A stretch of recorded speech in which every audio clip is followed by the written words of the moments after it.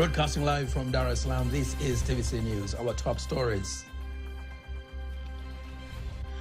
Tanzania ponders more action on clean energy after named exemplary in the Global Summit in Paris.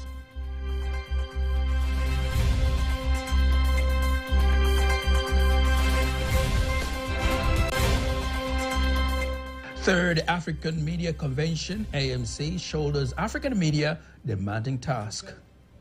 We've witnessed a transformative shift towards greater media freedom over the last few decades.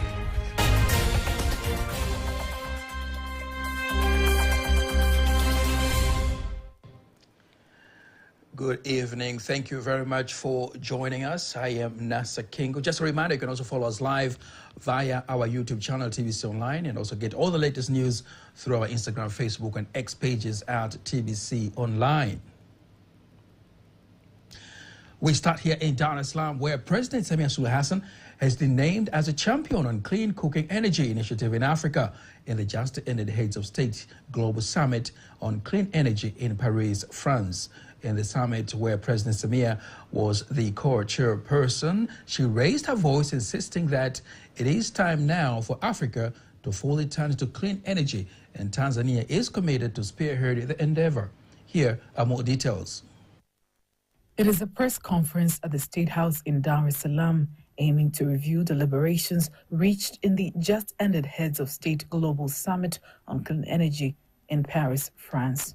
Director of Presidential Communications, Zuhura Yunus, says President Samia is committed to ensure Tanzania fully turns to clean cooking energy.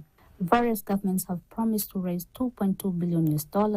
Also, the African Development Bank has promised to provide $2 billion for clean cooking energy for 10 years.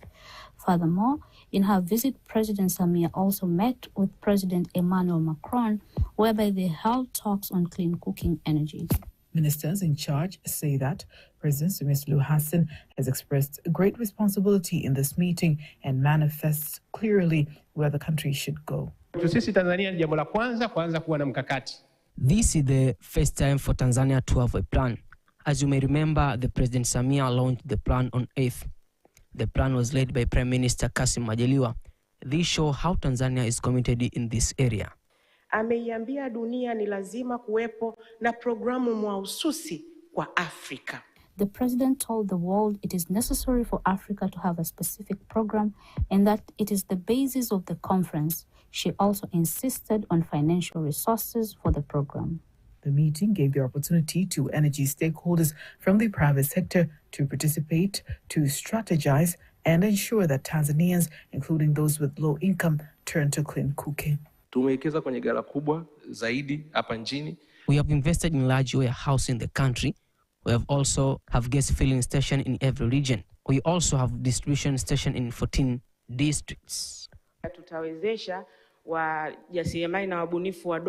We shall empower entrepreneurs and upcoming innovators who are involved in clean cooking energy. For instance, 2 weeks ago, we launched a competition for small-scale entrepreneurs and innovators.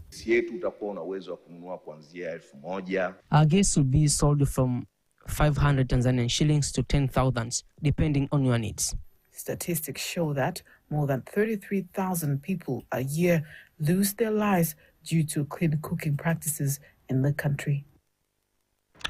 Promising story there on clean cooking energy. We move now all the way to Accra, Ghana, where the third African Media Convention, AMC, has come to an end today in Accra, Ghana, calling on enhancing media freedom, innovation, and sustainability in a dynamic media landscape. Here are more details. Giving closing remarks, the president of Ghana, Nana Akufo, says this year's theme of the convention is the reflection of an important role that media plays in the continent.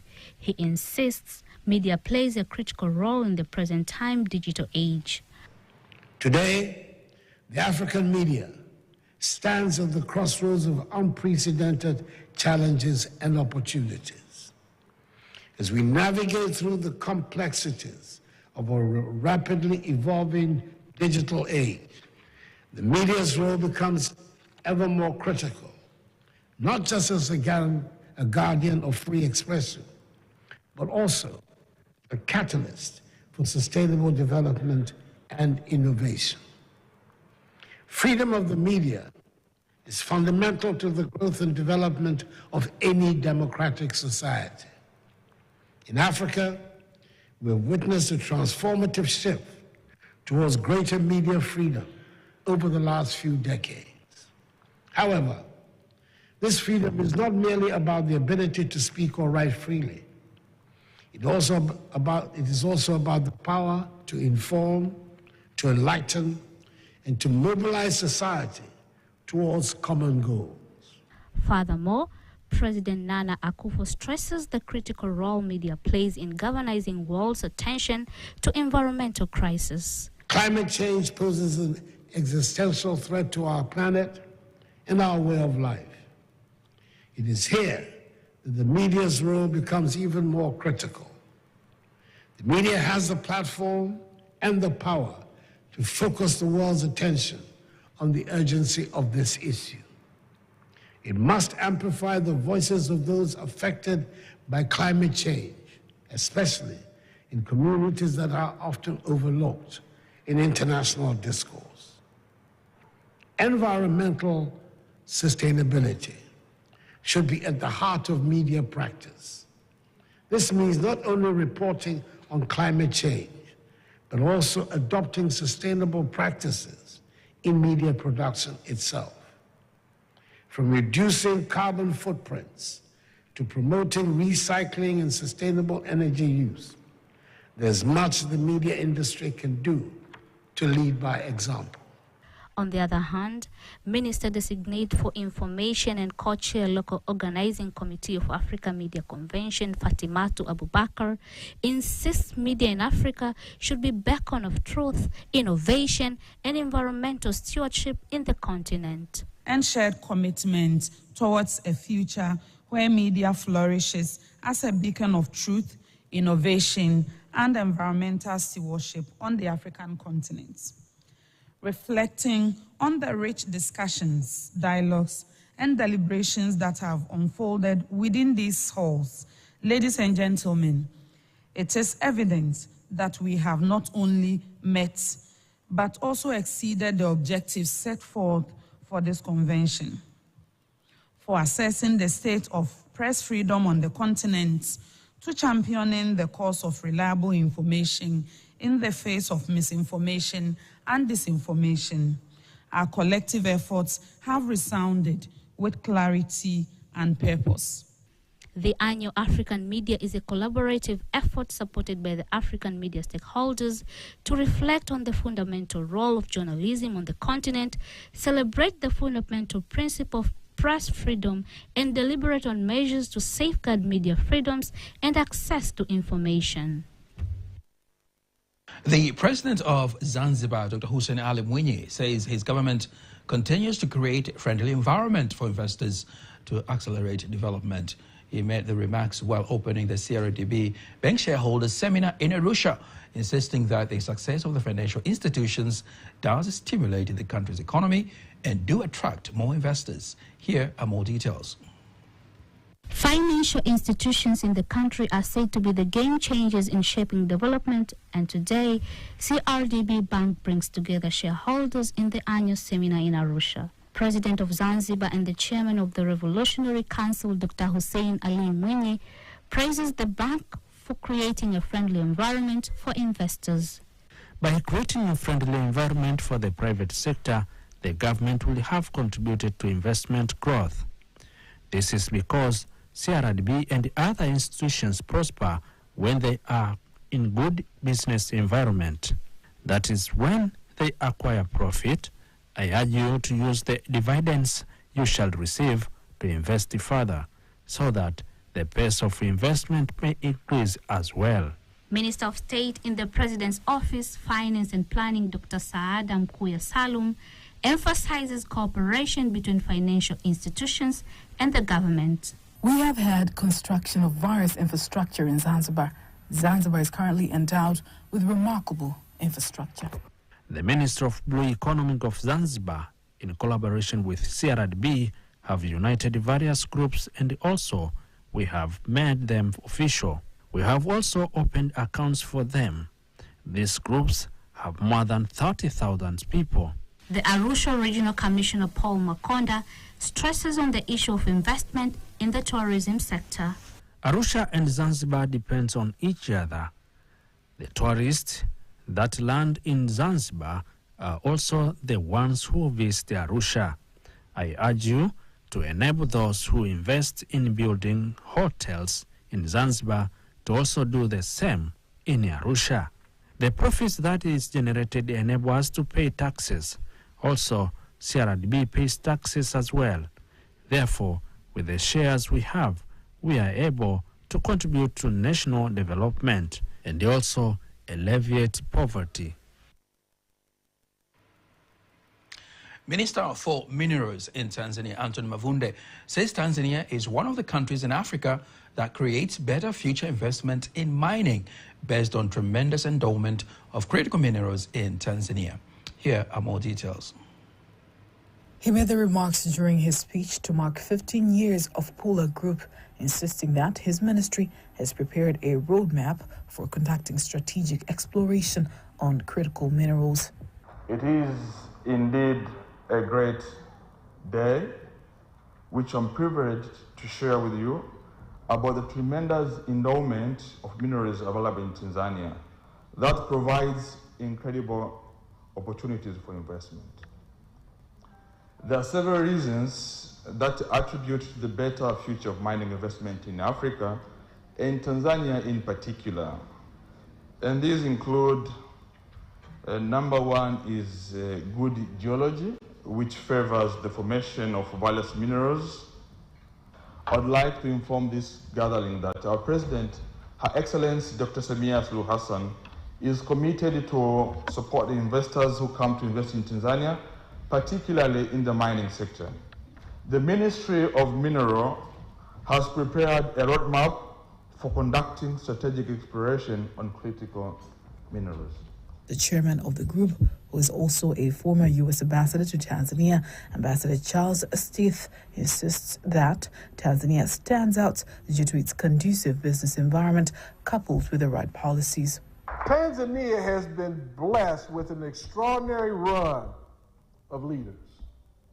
They've all contributed to a climate that's conducive to business, ensuring that the country has an independent judiciary manned with extraordinary and distinguished jurists. That's a blessing, my friends. On the other hand, the U.S. ambassador to Tanzania, Michael Battles, says the mining sector should contribute higher to the national economy and individual income. Leading the example of investment and return on investment, and they pay people higher than most other companies pay them. Demand it, Brother Minister. Don't ask for it. They must be required to extract and add value, productivity here in Tanzania. The Pula Group is a family of companies focusing on high-value investment opportunities in Africa.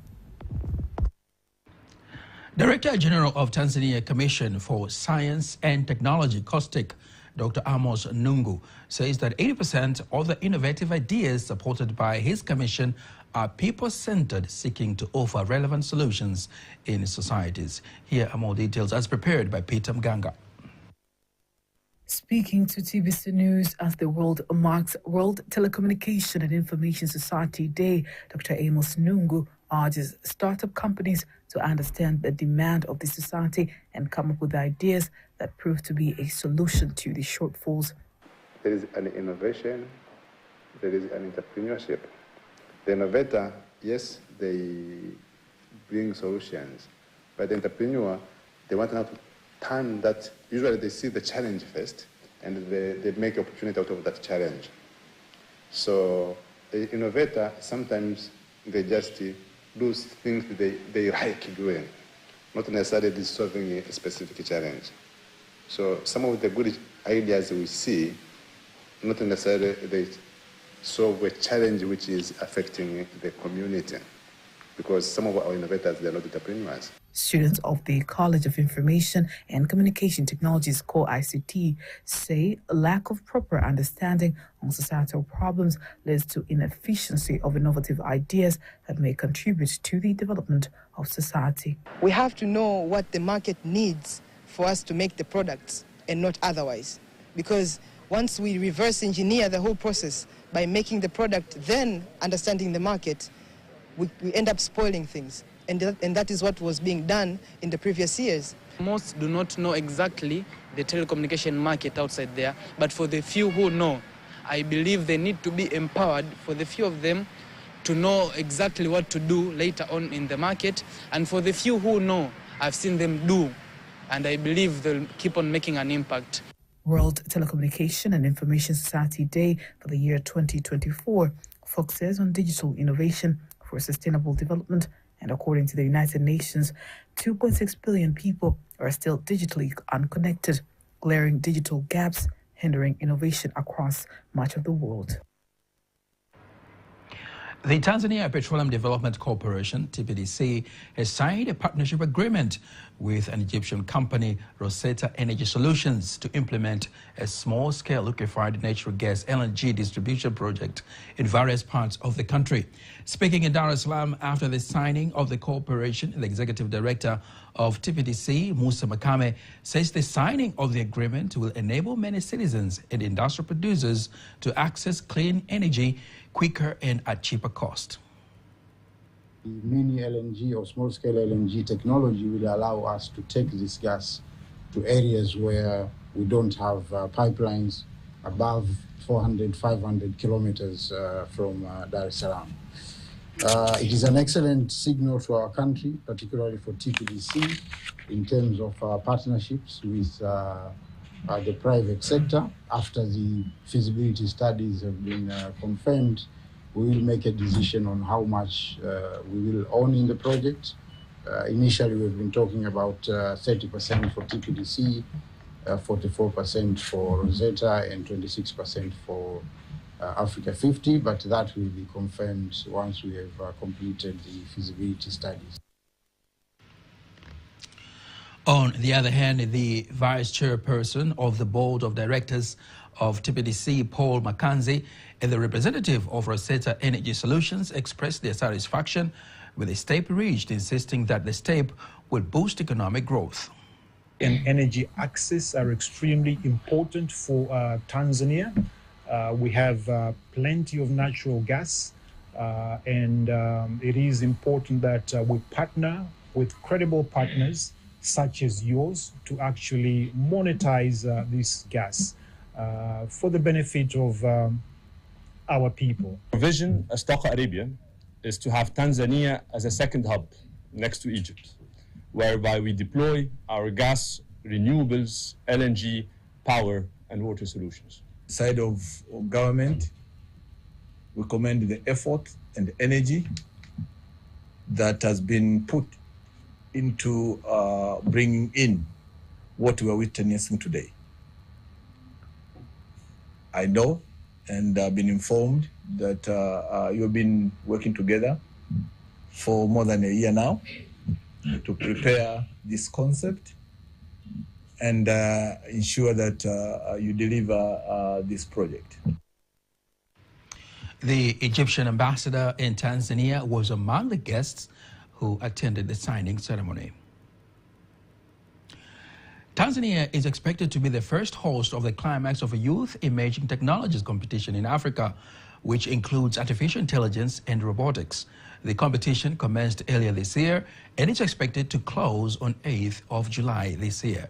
Speaking in Dodoma, the Permanent Secretary of the Ministry of Information, Communication and Information Technology, Mohammed Hamis Abdullah, says the winners of the competition will be awarded prizes during the summit of the 8th Conference of IT Professionals in Tanzania, which will be held from 13th to 17th October this year. Tutaangalia katika masuala ya mambo ya robotic na akili mnemba, lakini katika kuzalisha wataalamu. We look at issues associated with robots in producing experts. Secondly, we will focus on cybersecurity issues. Thirdly, We will also look at how communication systems can carry circulation related to these issues. And fourthly, we will look at the digital economy in relation to robotics issues. Siku ya kutoa zawadi ndo sisi Tanzania tutahost ile shughuli. Tanzania will be the host on the day of giving awards in Dar es Salaam at JNICC. We will be having so many robots that will work on different tasks.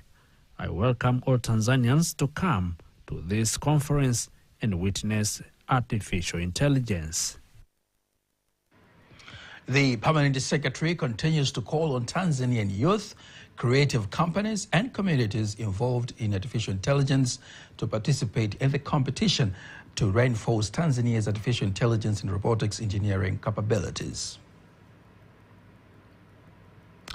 And now, towards the local government elections that are expected to be held in the country this year, as well as the 2025 general elections, stakeholders have praised the various steps taken by the government in making electoral reforms, including the change of the Electoral Commission to an independent Electoral Commission. Emmanuel Samuel has more details.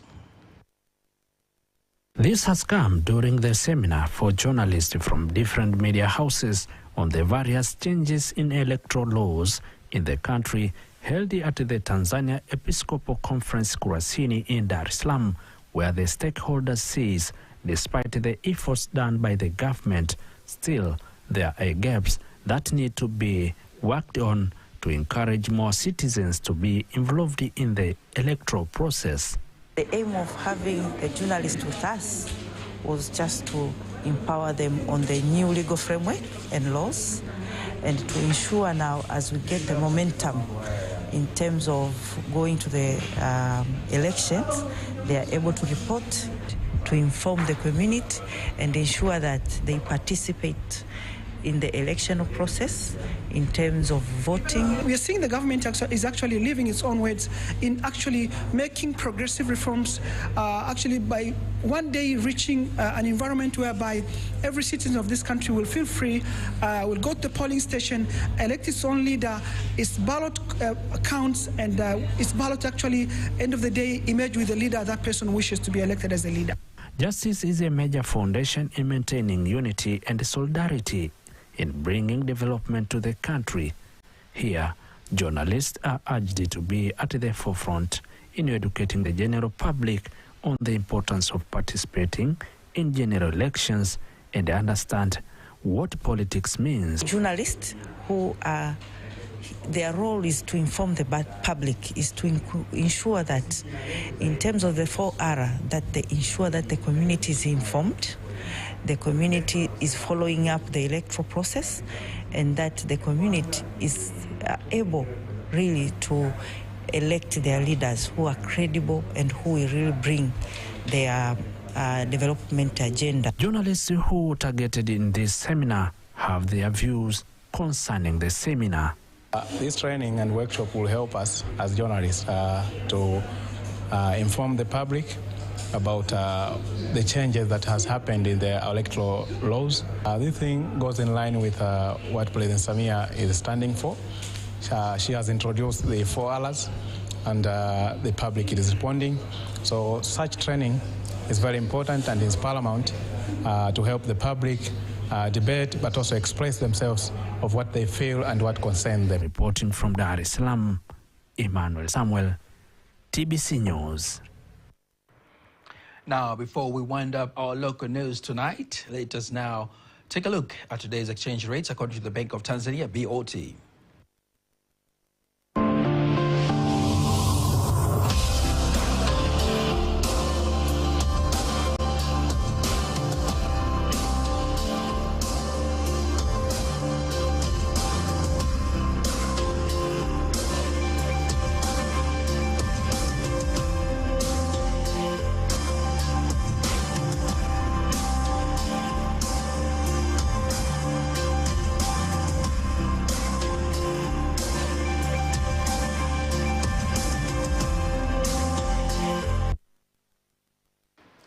Don't miss TBC News every weekday to know all the latest in exchange rates. When we come back, it will be time for all the latest in international news.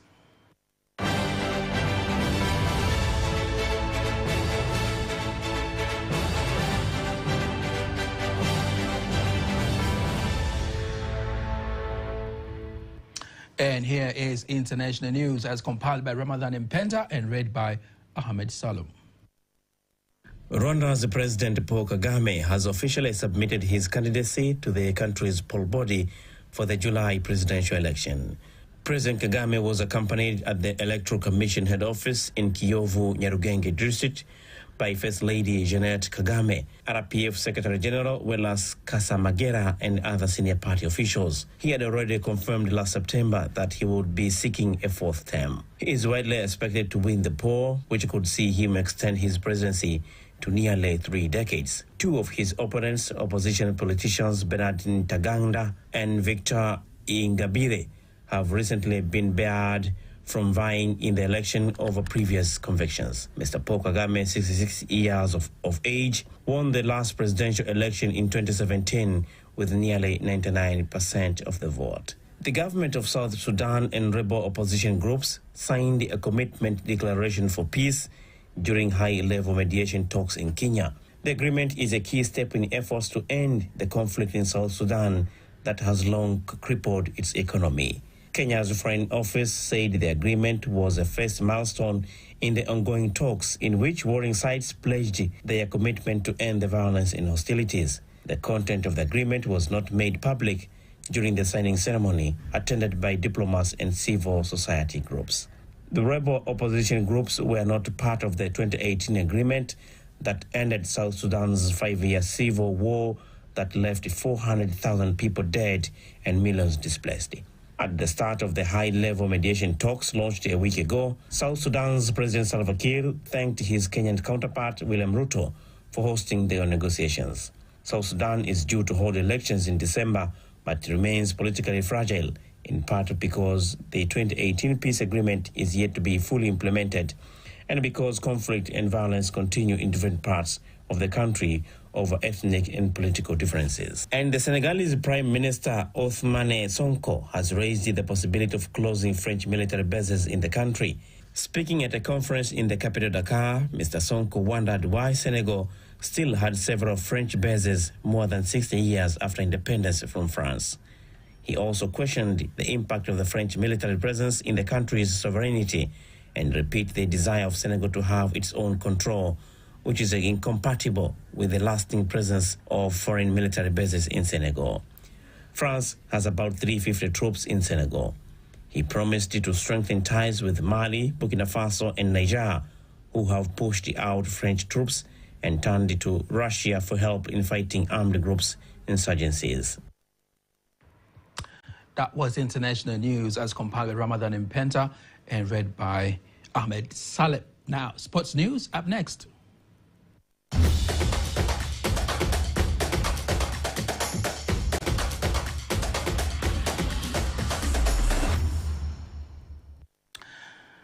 In sports news, Prime Minister Kassim Majaliwa says the 79th conference of the International Military Sports Council, which was held in Tanzania, has united armed forces of various nations through sports, which is key to the development of world peace. Prime Minister Majaliwa insists sports diplomacy is an important link in social, economic, and even political issues. So the Armed Forces Sports Council has given the correct interpretation of maximizing on sports, a statement supported by leaders of the committee as well as the Minister of Defense in the country.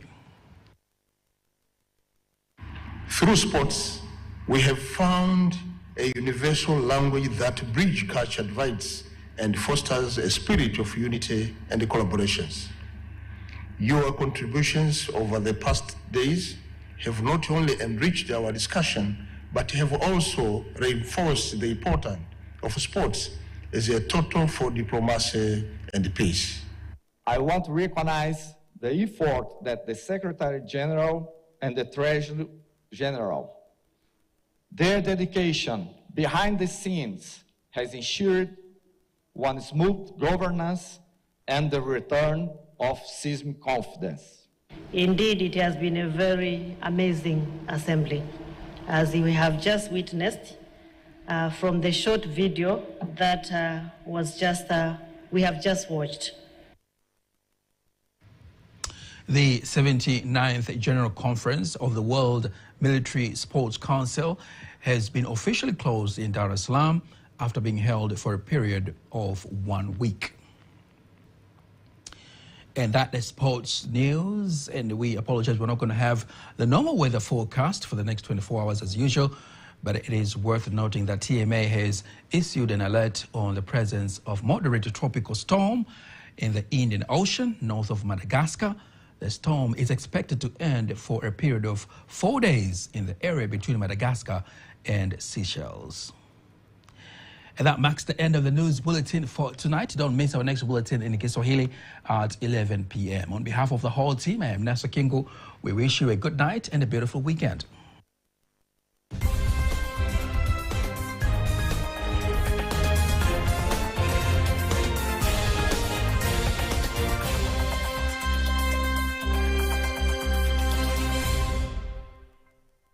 Huu msitu, hali ya hewa ambayo nimeikuta mimi tangia huko nyuma na sasa hivi, hali ya hewa ni nzuri ya sasa hivi kwa sababu shughuli za uhifadhi wilaya ya Mbeya. Tumepanda miti barabarani ili kuweza kupendezesha jiji letu la Mbeya. Utalii ekolojia katika msitu wa Matogoro, Songea. Ndani ya miaka mitatu hii kwa kweli tumeongeza idadi kubwa ya watalii. Mwanzoni wakati tunaanza tulikuwa na watalii wachache sana.